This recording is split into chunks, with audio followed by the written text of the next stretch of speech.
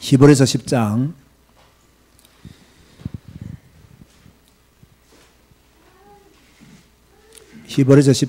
24절 25절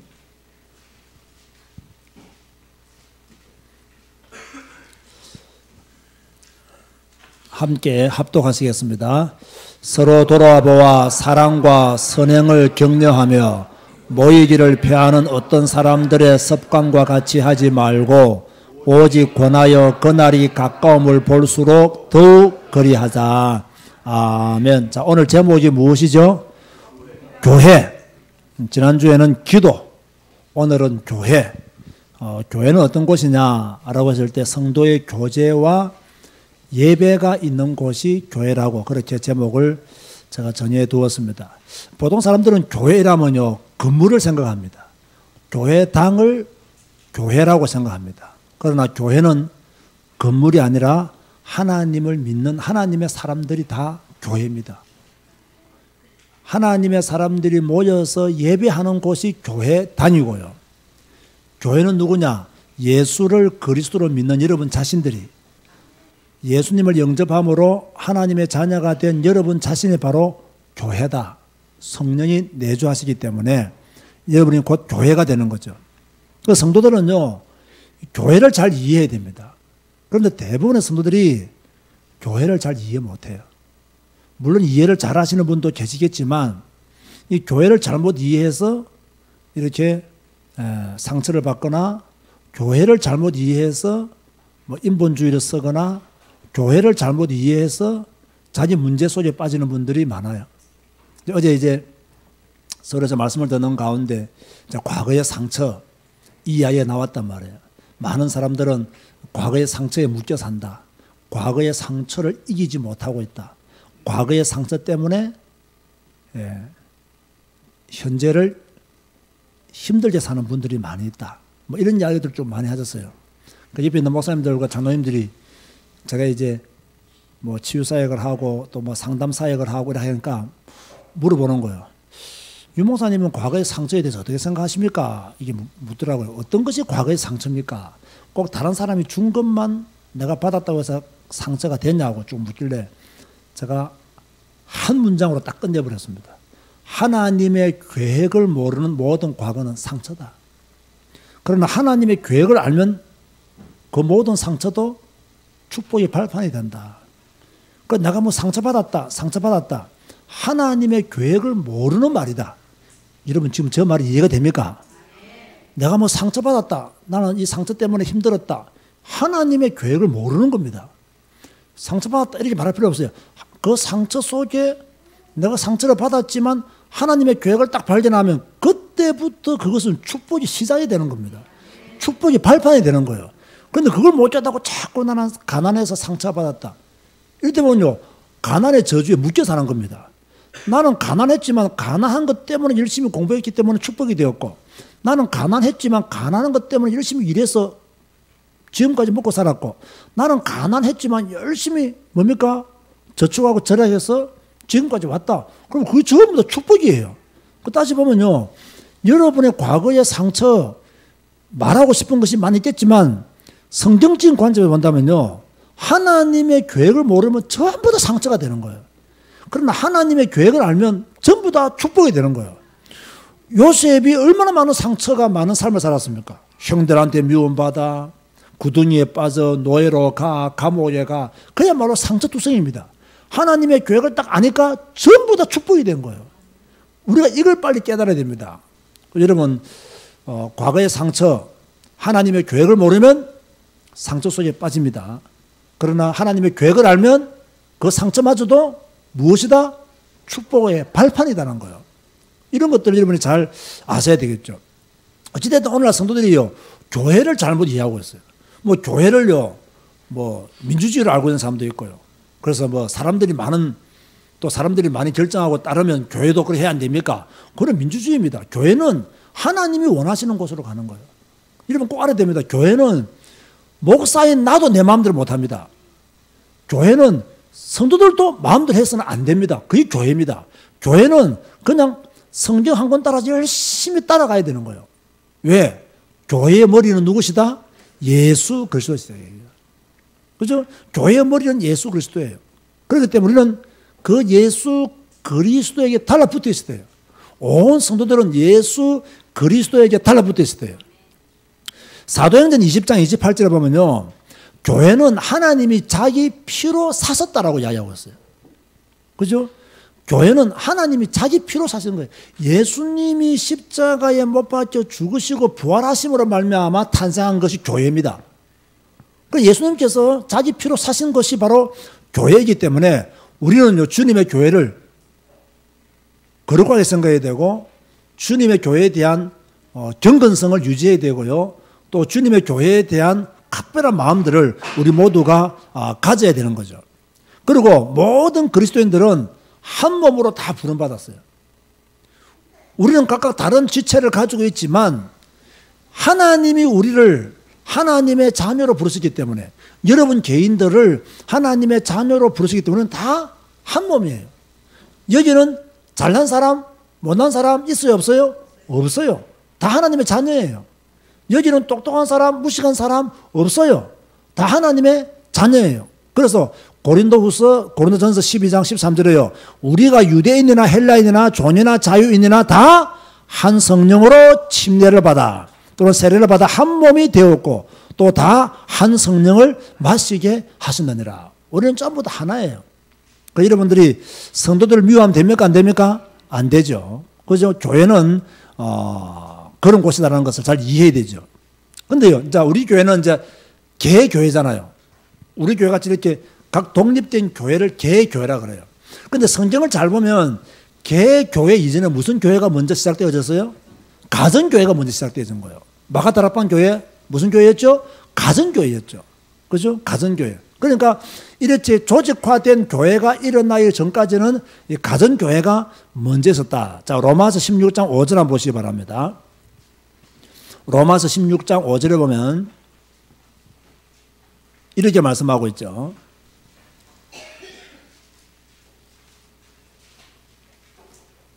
또 저의 집에 있는 교회에도 무난하라. 집에 있는 교회. 저의 집에 있는 교회에도 무난하라. 내가 사랑하는 에베네도에게 무난하라. 그는 아시아에서 그리스도의 처음 맺은 열매니라. 집에 있는 교회라고 할까요. 고린도전서 16장 19절에도요. 그 집에 있는 교회가 주 안에서 너에게 간절히 무난하고 그 집에 있는 교회. 또 골로새에 보면요. 눈바의 집에 있는 교회 뭐 등등 집에 있는 교회라는 말들이 자주 나와요. 그리고 어떤 점에서는 개교회가 시작되기 전에 이렇게 가정교회에서부터 먼저 교회가 시작되어지죠. 그죠? 이 가정교회에서 무엇이 주로 이루어졌냐? 네 가지가 이루어졌어요. 그것이 사도행전 2장 42절이죠. 사도행전 2장 42절을 찾아보시기 바랍니다. 잘 아는 말씀인데요. 우리가 잘 지켜야 됩니다. 사도행전 2장 42절을 보면 이렇게 말씀하고 있죠. 한 목소리로 합독할 거예요. 시작. 그들이 사도의 가르침을 받아 서로 교제하고 떡을 떼며 오로지 기도하기를 힘쓰니라. 그들이 사도의 가르침을 받아. 이때 그러면 사도들은 무엇을 가르쳤느냐? 예수님이 주신 메시지, 예수님의 십자가, 예수님의 부활, 그죠? 이런 것을 가르친 거예요. 다시 말해서 예수 그리스도의 복음을 교회에 가르친 거예요. 이 복음을 가르치니까 그들이 이 복음을 받고 서로 교제하고 떡을 떼며 오로지 뭐 하기를 힘쓰니라? 기도하기를 힘쓰니라. 오늘 주일 낮 예배 제목이 무엇이었죠? 엎드리라. 기도하기를 힘썼다. 그 여러분 교회는요. 기도하기를 힘쓰는 복음 가진 교회라면 성경 읽는 교회라면 기도하기를 힘쓰는 교회가 돼야 됩니다. 초대교회가 그랬어요. 사도의 가르침을 받고 서로 교제했어요. 말씀을 받고 교제했어요. 다시 말해서 우리 교회가 주일 낮 예배를 마치면 이제 설교 이렇게 들은 거, 은혜 받은 걸 포럼하잖아요. 그게 바로 교제입니다. 교제. 그 아마 다른 교회에서 우리 교회를 이제 이쪽으로 이사를 오거나 우리 교회를 등록한 분들이 제일 좀 어색하고 적응이 잘 안 되는 게 바로 포럼 시간입니다. 왜 어색하고 포럼 시간이 적응이 잘 안 될까요? 다른 교회에서는 거의 합니까 안 합니까? 없어요. 아예 없어요. 왜? 예배 마치자마자 집에 가기가 바빠요. 목사의 표현을 하면 도망가기가 바빠. 여러분의 표현을 하면 어디 가기 바빠? 집에 가기가 바빠. 그럼 우리는 예배 마치고 또 구역별로 모여서 포럼을 하잖아요. 포럼 하잖아요. 그러니까 이게 다른 교회 다니다가 우리 교회 오신 분들은 적응이 안 되는 거예요. 이단인가? 왜 다른 교회에서 안 하는 짓을 왜 하지? 이렇게 생각할 수 있는 거예요. 그러니까 이게 조금 시간 지나고 나면 이 포럼이 얼마나 중요하다는 것을 여러분이 알게 되시겠죠. 어찌됐든 간에 이렇게 초대교회는 사도의 가르침을 받아 서로 교제했다. 말씀 안에서 서로 교제하고 떡도 떼며 오로지 기도하기를 힘썼다. 이렇게 말씀하고 있죠. 여러분 떡을 뗄 때 또 조심해야 됩니다. 떡을 뗄 때도 말씀 안에서 절대 우리 교회 교인들은 떡 뗄 때 다른 교인을 비방하거나 다른 연약한 성도를 뭡니까? 욕하거나 이렇게 하면 된다 안 된다? 절대 안 돼요. 그 사람은 사탄 충만한 사람이에요. 절대로 그러면 안 돼. 우리는 어떻게 하든지 한 몸으로 부름을 받았기 때문에 성도를 위해서 기도해주고 연약한 분들을 위해서 뭡니까? 안타까운 마음을 가지고 마음속으로 기도해줘야 되지.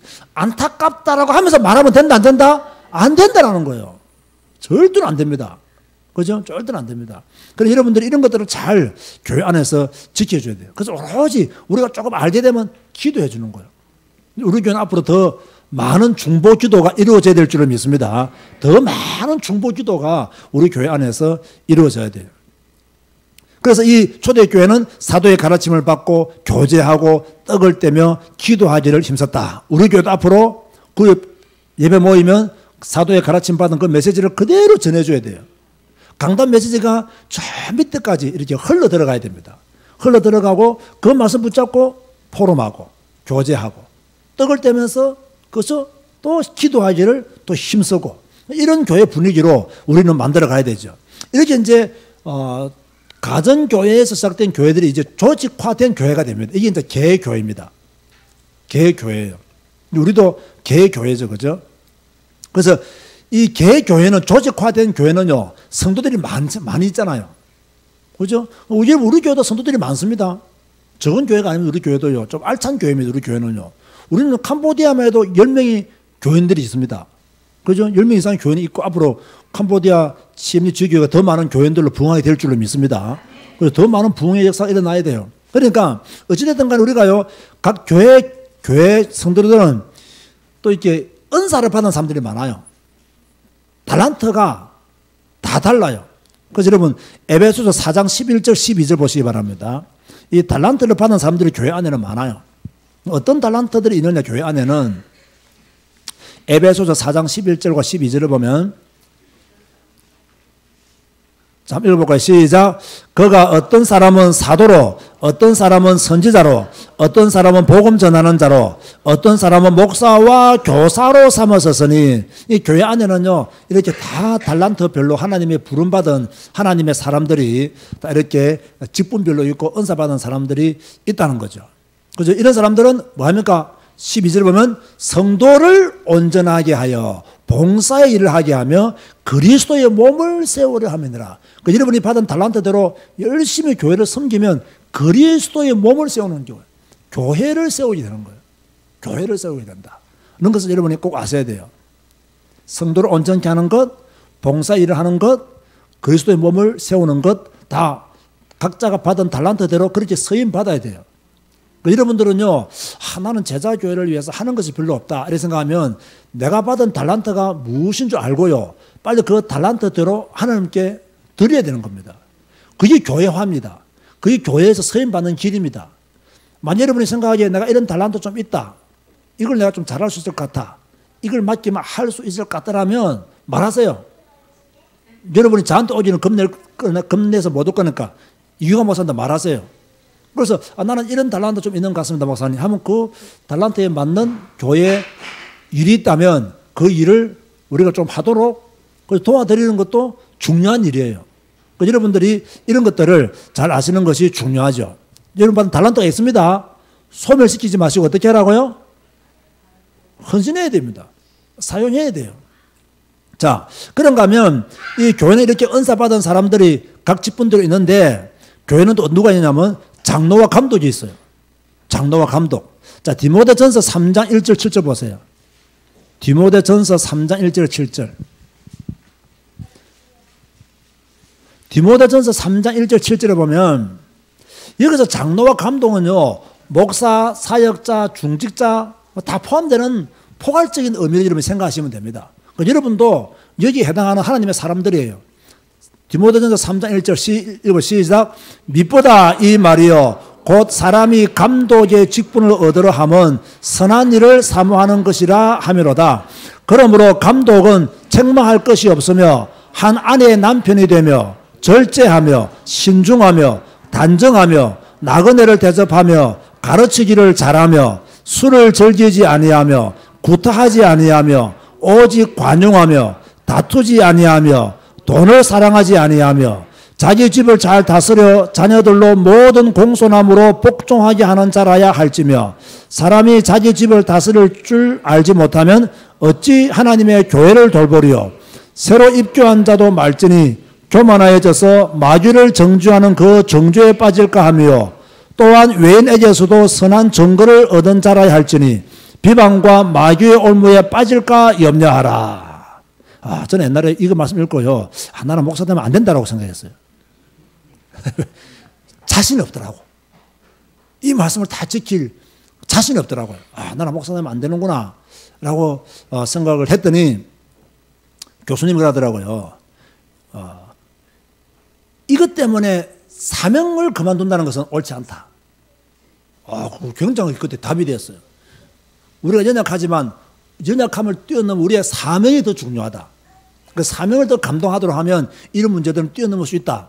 이렇게 그때 신약 가르쳤던 교수님이 그런 말씀을 하시더라고요. 그래서 참 도움이 되었죠. 자, 디도서 1장 6절 9절 봅시다. 다시 한번. 디도서 1장 6절 9절.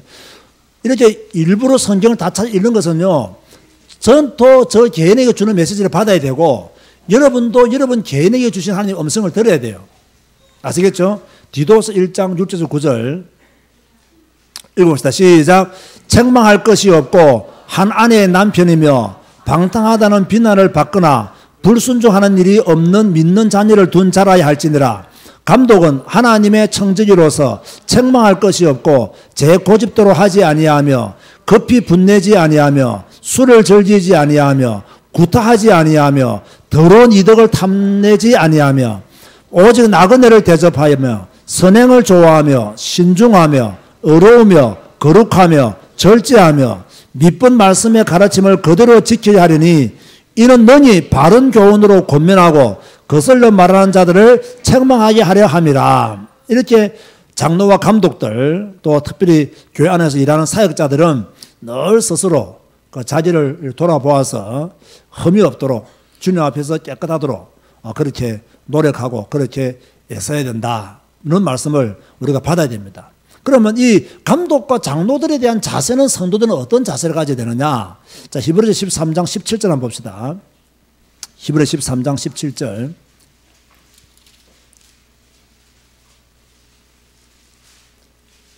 교회 감독과 장로들에게 교회를 다스리는 하나님의 사람들에게 성도들은 어떤 자세를 가져야 되느냐? 17절 다 같이 읽고 시작. 너희를 인도하는 자들에게 순종하고 복종하라. 그들은 너의 영혼을 위하여 경성하기를 자신들이 청산할 자인 것 같이 하느니라. 그들로 하여금 즐거움으로 이것을 하게 하고 근심으로 하게 하지 말라. 그렇지 않으면 너희에게 유익이 없느니라. 그러니까 가능하면 성도들은 뭡니까? 고라와 그 일당들처럼 권위에 도전하지 말고 뭐 하라고 했습니까? 순종하고 복종해라. 이렇게 말씀하고 있는 거예요. 물론 그들이 하나님의 말씀을 제대로 가르치지 않고 하나님 말씀에서 벗어난 다른 것을 요구하면 어떻게 돼요? 그건 거절해야 돼요. 그죠? 그거는 거절해야 된다고요. 그러나 그렇지 않는 경우에는 뭡니까? 여러분이 그 말씀을 따라 순종하고 복종해야 된다. 그런 사람들을 근심하게 만들지 마라. 그렇다면 너희들에게 유익이 없다. 그렇게 말씀하고 있는 거예요. 그게 바로 이제 감독과 장로들에게 주신 말씀이고 그에 따르는 성도들이 감독과 장로들에게 어떠한 자세를 가져야 됨을 말하고 있는 거예요. 그럼 집사는 어떻게 되느냐? 집사. 이 집사라는 말은요, 이 교회 감독과 교회 중직자들의 어떤 뜻을 따라서, 그죠? 그것을 감당하는 직책이거든요. 그러니까 어떤 면에서는 우리가 집사의 자격을 디모데 전서 3장 8절에 13절을 보면 집사의 자격이 나오죠. 자, 디모데 전서 3장 8절 13절 보시기 바랍니다. 이것은요, 집사님들이 꼭 알아야 될, 특별히 안수 지사님들이 꼭 알아야 될 말씀들이죠. 집사의 자격은 어떻게 나옵니까? 디모데 전서 3장 8절에 시작. 이와 같이 집사들도 정중하고 일구이연을 하지 아니하고 술에 임박히지 아니하고 더러운 일을 탐하지 아니하고 깨끗한 양심에 믿음의 비밀을 가진 자라야 할지니 이에 이 사람들을 먼저 시험하여 보고 그 후에 책망할 것이 없으면 집사의 직분을 맡게 할 것이요 여자들도 이와 같이 정숙하고 모함하지 아니하며 절제하며 모든 일에 충성된 자라야 할지니라. 집사들은 한 아내의 남편이 되어 자녀와 자기 집을 잘 다스리는 자들일지니 집사의 직분을 잘한 자들은 아름다운 지위와 그리스도 예수 안에 있는 믿음의 큰 담력을 얻느니라. 우리 모든 집사님들은 집사의 직분을 잘 감당하시기를 주의 이름으로 축원드립니다. 이렇게요, 교회를 섬기는 사람들은 목사든 장로든 집사든 모든 어떤 평신도들이든지 간에 우리가 지금 보았던 이런 하나님의 말씀들을 마음에 담고 우리가 가능하면 하나님의 말씀을 따라 우리 자신을 정결하게 하고 정직하게 하고 올바르게 이렇게 준비해서 따라가는 믿음의 크기들을 우리가 가져야 되겠죠.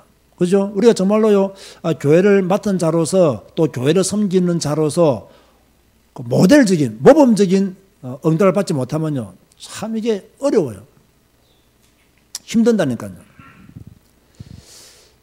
제가 이제 목사로 교회를 섬기면서 제일 힘든 게 뭐냐면요, 이제 나는 그걸 잘 못하는데 하라고 이렇게 해야 될 때, 그때가 제일 힘들어요.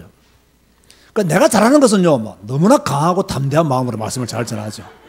그런데 나도 잘 안 되는 게 있단 말이에요. 그걸 하라고 할 때는 조금, 참, 나도 안 되는데, 저는 오늘 이제 앞에 보았던 이런 말씀 읽으면서 많이 찔려요, 사실요.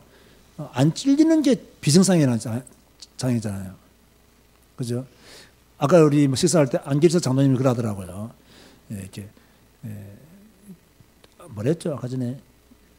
세 가지 성공해야 된대요. 중직자들은 가정생활 성공해야 되고, 직장생활 성공해야 되고, 교회생활 성공해야 되고, 이렇게 하니까, 이 엄청나게 어려운 걸 너무 쉽게 말씀하시더라고요.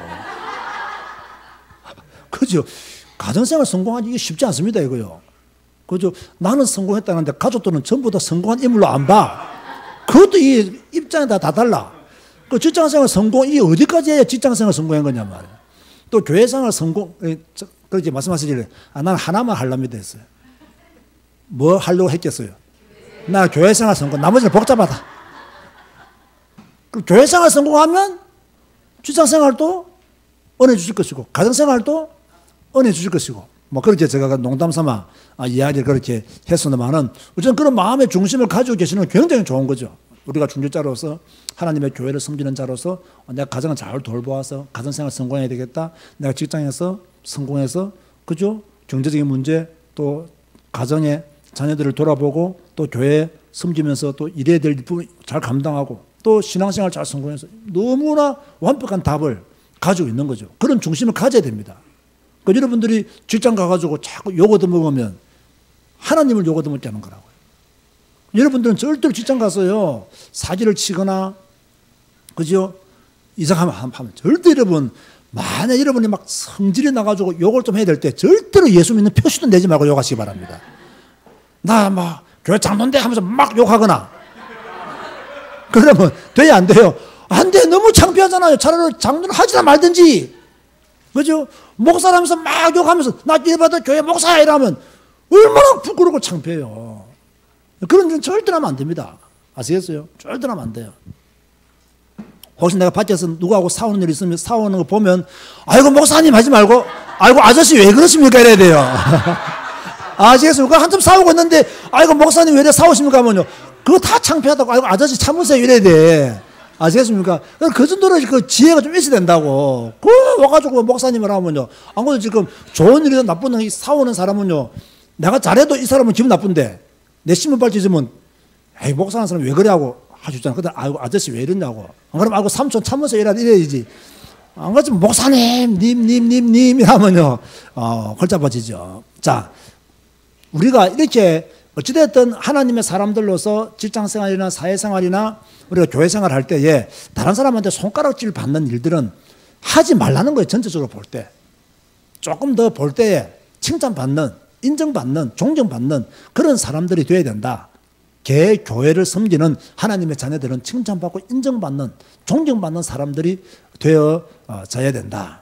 여러분, 정말로요, 예수 믿는 우리는요, 밖에 나가면요, 절제해야 될 일이 태반입니다. 정말입니다. 절제해야 될 일이 태반이에요. 말도 안 되는 소리가 무진장 들려옵니다. 그래도 절제해야 됩니다. 틀린 소리들이 막 난무합니다. 그래도 절제해야 됩니다. 그거 다 말대꾸 하면요, 안 돼요. 다 절제해야 됩니다. 여러분, 오늘 이 시간 이후로 절제의 은혜를 받으시기 바랍니다. 좀 절제해야 됩니다. 자, 그러면서 교회는요, 교제라는 것이 있습니다. 교회.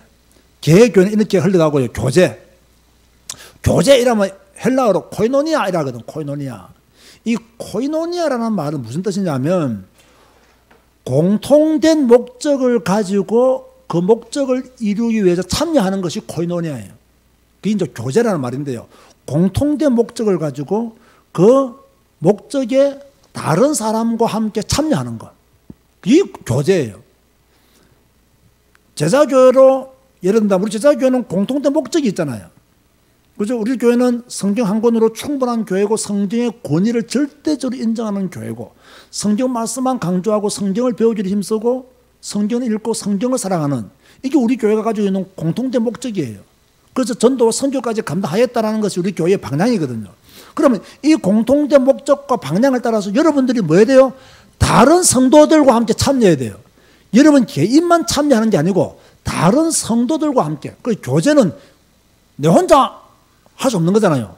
다른 성도들과 함께 이루어지는 것이거든요. 이런 공통된 목적을 따라서 함께 참여하는 것이 교제다. 그러므로 공통된 목적에 참여하는 분들은 어떤 자세를 가져야 되느냐. 첫 번째로서요. 연합하려는 자세를 가져야 돼요. 무슨 자세를 가져야 된다고요? 연합하려는 자세를 가져야 돼요. 그 연합이라는 것이 여러분 고집 그대로 가지고 있으면 연합이 됩니까? 안 됩니까? 안 되죠. 여러분의 주장 그대로 가지고 있어가지고는요, 연합이 안 된다니까요. 우리가 어릴 때 어떻게 놀았죠? 제가 한 번씩 말하죠. 매번 말은, 나하고 놀 사람 어디 하죠? 얘기 다 모이잖아요. 이렇게 해가지고는 안 돼요. 교회에서 나하고 놀 사람 요요 다 모이라. 안 된다고. 그러면 그게 잘못된 모임이 될 수도 있고 교회 방향과 맞지 않는 모임이 될 수가 있는 거예요. 그래서 교회 안에서 연합을 이루는 것이 중요하다. 그죠? 연합을 이루려면 뭡니까? 내가 기꺼이 다른 사람의 손을 잡아주는, 내가 기꺼이 양보할 수 있는 그 정도의 믿음의 크기가 되어져야 돼요. 그래서 교회 안에서요, 내 고집대로, 내 생각대로 하려는 그런 고집보다는 다른 사람의 이야기를 들어주고 그 사람 이야기도 한번 인정해주는 그러한 폭넓은 자세를 가지는 것이 중요하죠. 그래서 교회 안에는요, 같은 말을 하고 분쟁 없이 마음과 뜻을 하나로 모아야 됩니다. 그게 바로 고린도전서 1장 10절이에요. 무슨 말이냐면요, 우리 성도들이 함께 성경 읽고 함께 강단의 메시지를 들으면 같은 말을 할까요, 안 할까요? 하게 됐어요. 그래서 제가 아주 싫어하는 것 중에 하나가 무엇이라 했죠? 너무 많아서 기억 못 하시나요? 다른 교회 다니다가 우리 교회 오면 무슨 이야기 하지 마라? 다른 교회에서 배웠던 거 이야기하지 말라는 거예요. 틀렸다는 이야기가 아닙니다. 그 교회에서 배웠던 게 잘못됐다는 이야기 아니고 우리 교회의 시간표가 안 맞다는 거예요. 우리 교회의 흐름과는 안 맞다는 거예요. 그러니까 다른 교회 다니면서 배웠던 거, 들었던 거 솔직히 말하면요, 잘못된 거 배우고 잘못된 거 들을 수도 있어요. 그죠? 다른 교회 좋은 거 우리 교회 말해가지고 우리 교회 도움이 되느냐? 전혀 도움이 안 됩니다. 왜냐하면 우리 교회는 그것을 감당할 수 있는 시스템이나 조직력이나 크기를 갖추지를 못했어요. 그래서 저는요, 우리 성도들이 같은 말을 하고 분쟁이 없이 마음과 뜻이 하나 되기 위해서는 성도들이 같은 날 같은 성경을 보고, 지금 우리 교회 이거 하고 있잖아요. 이게 굉장히 중요한 거예요. 목사와 성도들이 같은 날 같은 성경을 본다. 저는 한 번씩 여러분이 밴드에 올린 걸 보잖아요. 나는 너무 은혜 받아요. 그리고 참 각자가 받은 은혜들이 똑같은 말씀을 읽었음에도 불구하고 오늘의 레마가 한 구절이 똑같습니까? 거의 다릅니까? 거의 달라요. 하나님이 각자에게 맞는 시간표를 따라서 은혜를 주시는 거예요. 은혜를 주시는 거예요. 그런 거예요. 저는 이분은 또 이런 말씀을 통해서 은혜를 받았네. 참 감사한 일이다. 또 이 말씀을 통해서 이분은 또 이렇게 응답받아 가시는구나. 참 감사한 일이다. 그래서 이렇게요. 그럼 저는 뭡니까? 같은 날 같은 성경을 읽기 때문에 우리는 이해가 되는 거예요. 포럼이 되잖아요. 다른 교회는요, 포럼하는 포럼 잘 안 됩니다. 왜 안 되는 줄 아세요? 성경도 읽지도 않고 읽어도 다 다른 거 읽어요. 그럼 포럼을 할 수 있는 내용이 없어요. 우리 교회는 같은 날, 같은 성경 읽어요. 우리는 그 주에 읽었던 성경을 목사가 중요한 걸 다 풀이해 줍니다. 포럼이 안 될 이유가 없어요, 우리는요.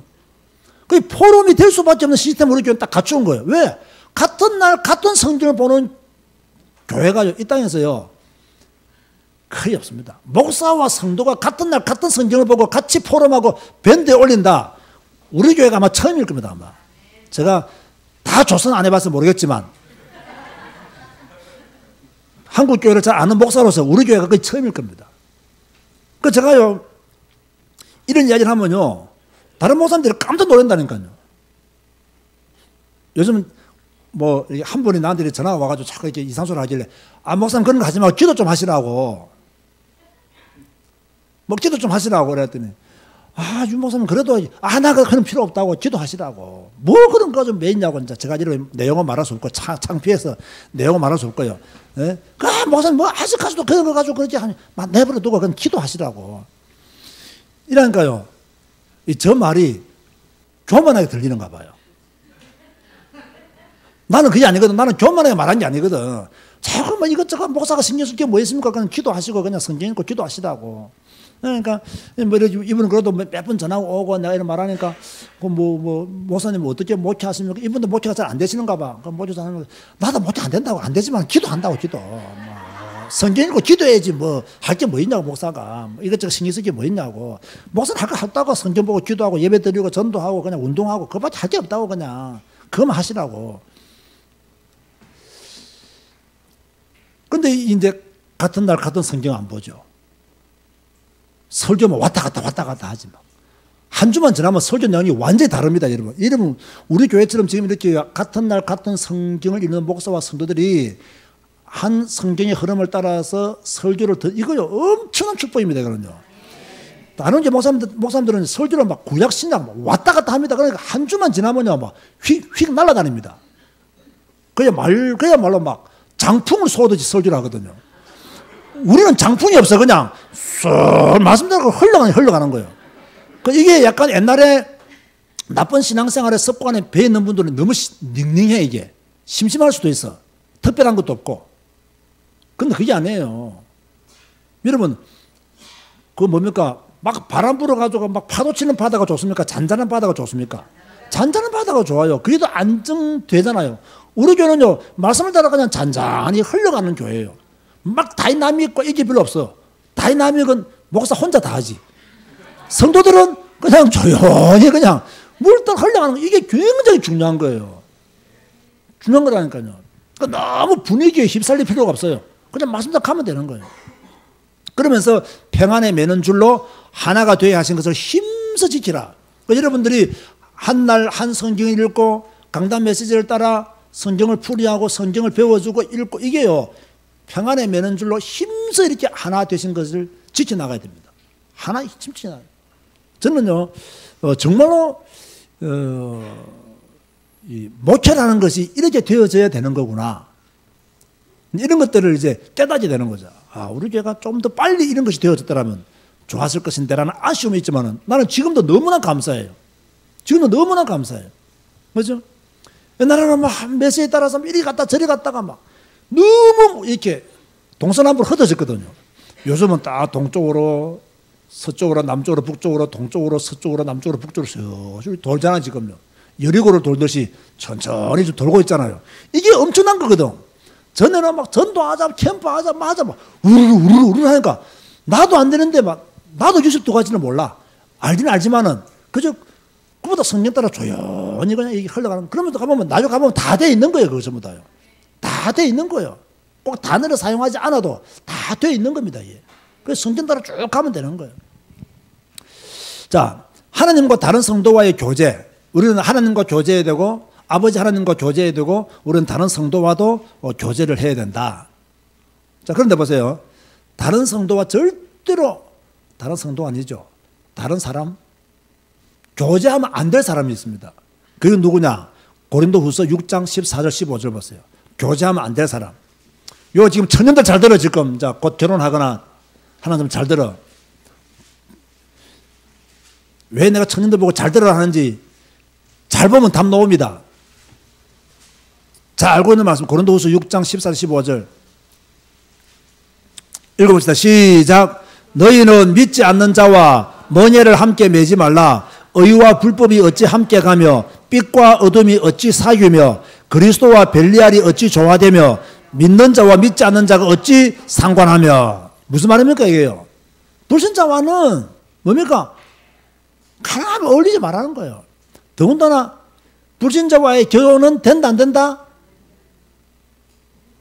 왜 대답을 안 하노? 무조건 안 된다 이거는. 무조건 안 돼요. 그죠? 하려고 하면 응답받고 순교자의 길을 걷겠다는 각오를 하고 가라. 그죠? 불신자하고는요, 결혼하면 안 돼요. 결혼하면 안 돼요. 그 사람이 너무 괜찮다. 그럼 순교하는 마음으로 가세요, 그냥. 순교하는 마음으로. 그래도 제가 지금 나는 솔직히 순교하는 마음으로 가라는 말도 하기 싫어요, 솔직히. 가기 싫은데 내가 왜 하는지 모르겠어요. 절대 불신자와 결혼하면 안 됩니다, 여러분. 딱 성경 보세요. 믿지 않는 자와 먼예를 함께 매지 말라. 의와 불법이 어찌 함께 가면 빛과 어둠이 어찌 사귀며 그리스도와 벨리알이 어찌 조화되며 믿는 자와 믿지 않는 자가 어찌 상관하며. 하나님의 아들들이 사람의 딸들을 보고 결혼하면 되겠냐고요. 안 된다는 이야기예요. 그죠? 목사님 믿는 사람이 없는데요. 혼자 살아라! 그냥. 정 안 되면. 그 정도로 이게 심각한 문제라고요. 심각한 문제라고. 여러분, 모슬렘은요, 절대로 모슬렘 아닌 사람하고 결혼 안 합니다. 우리 기독교인들은 너무 지금 정신이 지금 나태해 있다니까요. 너무 세속적이고 세상적이라. 너무 세상과 빨리 타협을 해. 그죠? 우리는 철저히 구별된 하나님의 사람들인데, 구별된 하나님의 사람으로 사는 것을 너무 거추장스럽게 생각하는 거 봐요. 이게 너무나 중요한 거라고요. 저는요, 절대 반대합니다. 아이고, 결혼하면 예수 믿겠죠? 안 믿어! 니까지 타락해, 니까지. 그죠? 난가 믿으면 좋은 것처럼 말해도요, 솔직히요, 목사 입장에 볼 때 여러분 실망하지 마시기 바랍니다. 또 시험에 들고 또 하지 말고요. 목사 입장에 볼 때면요, 목사 입장에 보면요, 성도들의 믿음을 믿을 수가 없어요. 기분 나쁩니까? 믿을 수가 없다고. 근데 믿어요. 왜? 그래도 하나님이 그 분과 함께 하심을 믿기 때문에. 그 성도 개인을 바라보면 못 믿어요. 하나님을 바라보면 믿어요. 하나님이 함께 하실 거니까. 그건 확신해요, 사실요. 그죠? 그러니까 우리가요, 불신자와는 결혼할 생각을 아예 하지 마라. 불신자와 결혼할 바에는 뭐 해라? 그런데 하나님이 분명히 짝 지어준 사람이 있습니다. 있는데, 그걸 또 보는 눈들이 또 없어요. 눈들이 없어요. 요즘 보면 이제,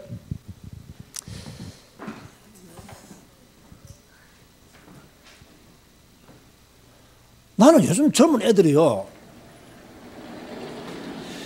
결혼하면서 이 외모를 왜 그렇게 많이 보는지 모르겠어요.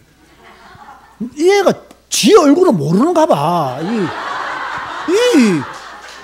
지 얼굴을 알아야 되지. 지 얼굴을 모르는가 봐. 그러니까 그렇게 외모를 다니는 거야. 지 얼굴을 지가 지가 그걸 보면 놀랄 건데, 뭐 외모가 해서. 내가 결혼 선교 세미나를 강의할 때 한 말 했죠. 요즘 애들 이거 좋아하잖아요. 돈 많고 키 크고 호탕하고 특권이 좋은 사람. 이런 게 니하고 왜 결혼해? 이런 사람이 니하고 왜 결혼해? 요즘 이 아가씨들 보면요, 이 키 큰 남자 좋아해요. 키가 너무 작다.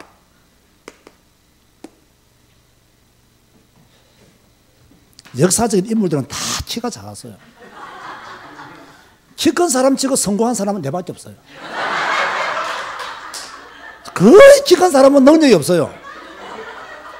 키 큰 사람은 거의 능력이 없어요. 그런데 요즘 젊은 애들 보면 다 뭐 돈 많고 키 크고, 돈 많은 사람이 왜 돈 없는 니하고 왜 결혼하겠니? 예? 키 큰 사람이 왜 키 작은 니하고 왜 결혼하겠니? 그래서 저는 키 크고도 키 작은 여자와 결혼했지만, 그죠? 또 사실 키 큰 남자들은 또 키 작은 여자를 좋아해요. 좀 아담한 여자를 좋아하거든요. 그죠? 나도 키 큰데 내처럼 멀 때까지 키 크면요, 그것도 보기 싫어. 그것도 보기 싫어. 그러니까 이게 너무 요즘 보면 외모, 멋있어야 된다. 그죠? 그러니까 멋있는 사람들 다 미투에 걸립니다. 그러니까 그러지 말고 제발 좀 너무 외모적인 거 보지 말고, 그죠? 외모적인 거 보지 말고, 그죠? 하나님은 중심을 본다 했잖아요. 사람의 외모를 취하지 않는다 했잖아요. 믿음을 딱 보고 그렇게 가야 돼요. 그죠? 너무 잘생긴 지혜야. 지혜는 이쁘니까 이건 상관없다. 지우자.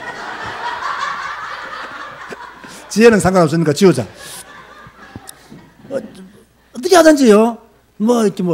앞으로 사람 딱 볼 때 믿음 봐야 돼. 딱 믿음. 키 보면 안 돼. 딱 믿음 봐야 돼. 그리고 이 믿음이 나하고 똑같은지 봐야 돼. 이 믿음이 나하고 틀리면 안 돼. 나하고 똑같은 믿음이냐를 봐야 돼. 우리는 또 그것도 못 보고, 하나님 믿는다면, 다 믿음의 사람이구나 하지만은요, 이게 복음주의와 율법주의가 만나면요, 불신자 만난 것보다 더 힘들어요. 복음주의와 신비주의 만나보세요. 불신자 만난 것보다 더 힘들어요. 차라리 불신자를 전도해가지고 복음의 사람 만드는 게 더 쉬워. 신비주의는 진짜 어려워. 그러니까 믿음의 사람을 볼 때도, 믿음을 볼 때도 나하고 똑같은 믿음, 본질을 가지고 있냐를 봐야 돼. 이 신앙이 틀리면요, 굉장히 힘든다니까요. 이게. 굉장히 어려워요. 대화가 안 된다니까요. 그러니까 하나님과 하나님이 싸운다니까요. 서로가 하나님하고 서로가 싸워. 어느 하나님이 더 센가? 붙는다니까. 그래 맨날 갈매사네요, 그게 바로. 그러면 안 돼. 한 명은 바알인 거예요. 딱 그 사람 사귈 때 믿음의 사람이냐, 그걸 다 봐야 돼요. 그리고 데이트할 때부터 좀 이렇게 성격이 좀 이렇게 원하지 않는 애를 잡아야 돼요. 잡아야 돼요. 더 이상 말하면 또 시험에 들 사람이 있기 때문에. 네. 그리고 뭐 해야 됩니까? 어디까지 했죠? 불신자하고 결혼하지 마라, 거기까지 했어요. 교제에는 다른 성도를 섬기는 것도 포함된다 이 말이에요. 교제할 다른 성도를 자꾸 섬겨야 되죠. 그리고 사랑으로 서로 종로를 해야 되고요. 그죠? 또 함께 짐도 질 줄 알고 또 기도해 줘야 됩니다. 이 교회는요, 그래요. 특별히 교회 일은요, 자기 힘으로 하는 것이 아니라 하나님이 주시는 힘으로 해야 됩니다. 저는 이제 우리 중직자들이나 우리 성도들이 정말로 이 다른 교회 성도들보다는 교회를 사랑하고 주의 종을 아끼고 또 교회를 섬기고 이런 것들이 우리 교회가요, 정말 이 수준, 그런 면에서는 숫자에 비해서 굉장히 수준 있는 교회들이 많아요. 교회를 사랑하고 또 우리 교회들 중에서 목사의 권위에 도전하는 교회는 한 명도 없어요. 우리 교회 자녀들 중에 목사의 권위에 도전하는 분들 없어요. 그 너무나 감사하잖아요. 그래서 어떤 교회는 요즘 일반 교회 있잖아요. 우리 같은 참 좋은 교단에서 이렇게 목회하는 사람은 큰 축복이에요. 일반 교단에서는요, 장로님들이 목사님들 보고 담임 목사 보고 차량 일지설 한다 그래요. 차량 일지. 목사님 어디다 다녀, 월요일 날 이 차 가지고 어디 갔다 온지 그거 써라 한대. 그 목사님들이 축을 하는 거예요. 그래서 내가 참 불쌍하다 했어, 내가. 참 불쌍하다. 그렇게 말하는 장로도 참 불쌍하고, 그런 장로와 함께 목회하는 목사님도 참 불쌍하다. 그죠? 그 이상한 교회들이 한국 교회에 많이 있는가 봐요. 우리는 워낙 정상적인 교회만 다니다 보니까 이상한 교회를 모르잖아요. 이상한 교회들이 많이 있는가 봐요. 많이 있는가 봐요. 근데 그 이상한 교회들이 또 다 규모가 있어요. 그 사람들의 정신이 영적으로 분별할 수 있는 능력이 없는 거죠. 없는 거죠. 자, 그러면서 교회는 뭐가 이루어져야 되느냐? 예배가 이루어진다, 예배. 이런 보세요. 예배는요, 하나님이 어떤 분이신가를 아는 사람은요, 드리게 돼 있어요. 그 하나님이 어떤 분이신가를 모르면 예배를 안 드려요. 하나님은 창조주여 전능자여 지금도 우리와 함께 하시는 주권자라는 것을 믿어버리면 예배 드리는 시간이 아깝지가 않아요. 기도하는 시간이 아깝지가 않아요. 그런데 예배에 실패하고 기도에 실패하고 전도와 선교의 방향을 안 맞추는 것은 엄격한 의미로 말하면, 냉정히 말하면 하나님이 누구이신지를 제대로 모르는 거예요. 그래서 예배가 안 되는 거죠. 그래서 하나님이 오죽했으면 요한복음 4장에 뭐라 했습니까? 하나님은 예배하는 자를 찾으신다 했잖아요. 오죽했으면 하나님이 얼마나 없었으면 예배하는 자를 찾겠어요. 얼마나 찾기 어려웠으면 예배하는 자를 찾겠어요. 한번 생각해 보세요. 우리가 단순히 아는 메시지가 아닙니다. 그죠? 그럼 우리 교회 성도들은 어떤 자세로 예배해야 되느냐? 계시록 4장 한번 보시기 바랍니다. 계시록 4장 10절에 11절.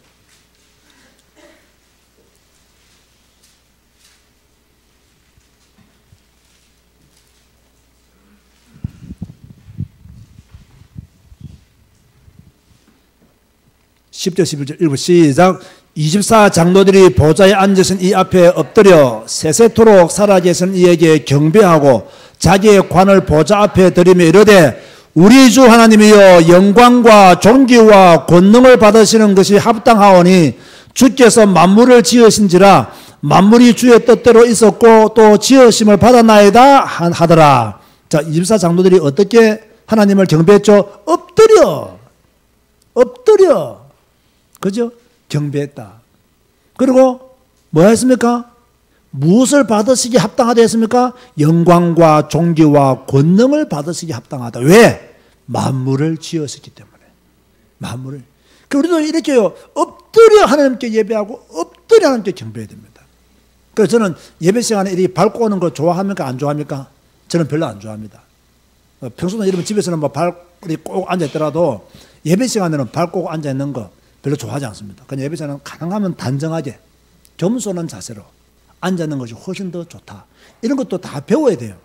이런 것도 강조해야 됩니다. 어디 가서 예배 시간에 어디 가서 관람하는 자세를 가지고 예배를 드리면요 큰일 납니다. 그죠? 이 보세요. 24장로들이 천국에서 어떻게 했습니까? 엎드려 세세토록 살아계신 이에게 경배하고. 우리도 이 땅에서 이거 연습하다가 천국 가야 됩니다. 이대로 우리가 엎드려 경배하듯이 하나님을 높이고 가야 돼요. 그래서 찬양도 예배의 일부고 경배하는 것도 예배의 일부다. 우리는 늘 경배하고 찬양하고. 여러분 찬송할 때요 큰 소리로 찬양하시기 바랍니다. 큰 소리로 찬양하세요. 얼마나 좋은지 몰라요. 큰 소리로 찬양하고. 자, 결론. 나는 다른 성도와의 교제를 왜 두려워하는가? 이 교회 보면요 이렇게 다른 성도와 이렇게 폭넓은 교제하는 것을 조금 싫어하시는 분들이 있습니다. 물론 성격적으로 아직 좀 생소하고 적응이 잘 안 돼서 조금 이렇게 시간표를 기다리고 있는 분들도 있겠지만 또 어떤 분들을 보면 너무 과할 정도로 자신을 오픈하지 않고 다른 성도가 이렇게 접근해 오는 것을 두려워하죠. 또 조금 부담스러워하죠. 뭐 그거는 개인의 성격과도 관계가 있습니다만은 그분이 지금까지 신앙생활 하면서 겪었던 또 다른 면들을 이분이 가지고 있기 때문에 또 그렇지 않겠는가. 그런 말을 한번 해볼 수 있고요. 그래서 저는 우리 성도들이 자신을 오픈하지 않으면 나는 여러분에게 궁금한 것이 아무것도 없습니다. 나는 여러분에게 궁금한 것이 없습니다. 궁금하지도 않아요. 그러니까 말 안 해주면 궁금하지 않을 때는 저한테 말하겠으면 말 안 해도 돼요. 나는 궁금해하지 않는다니까요. 그리고 여러분에 대해서 뭐 이렇게 옆 사람한테 물어보고 있는 일 절대 없습니다. 여러분 저하고 목회를 오래 하신 분들 아실 겁니다. 내가 만약에 박기업 장로님에 대해서 뭐 물어보고 있더라면요, 내가 한정희 장로님한테 물어보고 절대 그런 짓 안 합니다. 맞아, 안 물어봅니다. 말씀하실 때까지 안 물어봐요. 절대로 뭐 요즘 박기업 장로님 영적 상태가 어떻던가요? 이렇게 절대 안 물어봐요. 다른 분은 물어볼 이유가 없어. 저는 그런 걸 잘 못한다니까. 성격적으로 저는 나하고는 안 맞아요. 아마 여러분이 그걸 아셔야 되면 저는 절대로 막 성도의 어떤 부담스러워한다 이런 거 별로 좋아하지 않아요. 내가요 만약에 성격이 막 이름이 부담 주는 걸 좋아하고 막 푸시하는 거 좋아하는 것 같으면 우리 교회는 벌써 더 이보다 부흥했습니다. 내가 너무 부담을 안 주기 때문에 지금 교회가 부흥 안 된 거예요. 인정을 안 하시네. 부담적으로 막 다른 목사님처럼 막 밀고 나가는 스타일, 내가 말로는 막 밀고 나가는, 절대로 밀고 나간 적이 별로 없습니다. 별로 없습니다. 저는 내 성격하고 내 목표는 완전히 다르게 합니다. 나는 교회 연합을 위해 어떤 노력을 하고 있는가? 여러분은 교회 연합을 위해서 어떤 노력을 하고 있습니까? 이런 질문을 하는 이유가 뭘까요? 연합을 위해 노력해야 된다는 거예요. 코이노니아라는 뜻이 뭐랬죠? 공통된 목적을 따라서 다른 사람과 함께 참여하는 것이 됐거든. 그럼 우리 교회가 가지고 있는 공통된 목적을 따라서 다른 성도들과 함께 참여하도록 노력을 해야 된다는 거예요. 그죠? 교회는요, 조용히 갔다 오는 시장이 아닙니다. 시장은 자기가 볼일만 딱 보고 오면 되잖아요. 시장 보고. 시장 보러 가가지고 여러분이 막 점원하고 교제한다거나 물건 사면 끝이잖아요. 교회는 그런 곳이 아니라고. 교회는 성도들과 함께 참여하는 곳이에요. 코이노니아가 있는 곳이 교회란 말이에요. 그렇기 때문에 여러분은 교회 연합을 위해 어떤 노력을 하고 있는가? 내일부터 1시간 기도회 하면 어떻게 노력해야 된다? 1시간 기도에 참여하도록 노력하는 것이 코이노니아다 그 말이에요. 이게 이런 노력들이 필요하다는 거예요. 아, 나는 안 해. 결정해버렸으면 뭐 어쩔 수 없는 거죠. 그죠? 안 하려고 결정했기 때문에. 피곤하다고 못한다고 결정해버리면 그건 못하는 거예요. 그러나 여러분들이 그런 자세를 가지기보다는 연합을 위해서 노력을 하셔야 된다는 거예요.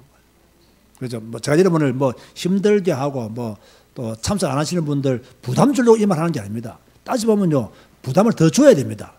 여러분이 기분 나쁘든 기분 나쁘지 않든 부담을 더 줘서 오도록 만들어야 돼요. 근데 부담을 주면 다 도망간다는 걸 알기 때문에 내가 부담을 안 주는 거예요. 그 부담 좀 거의 다 도망가요.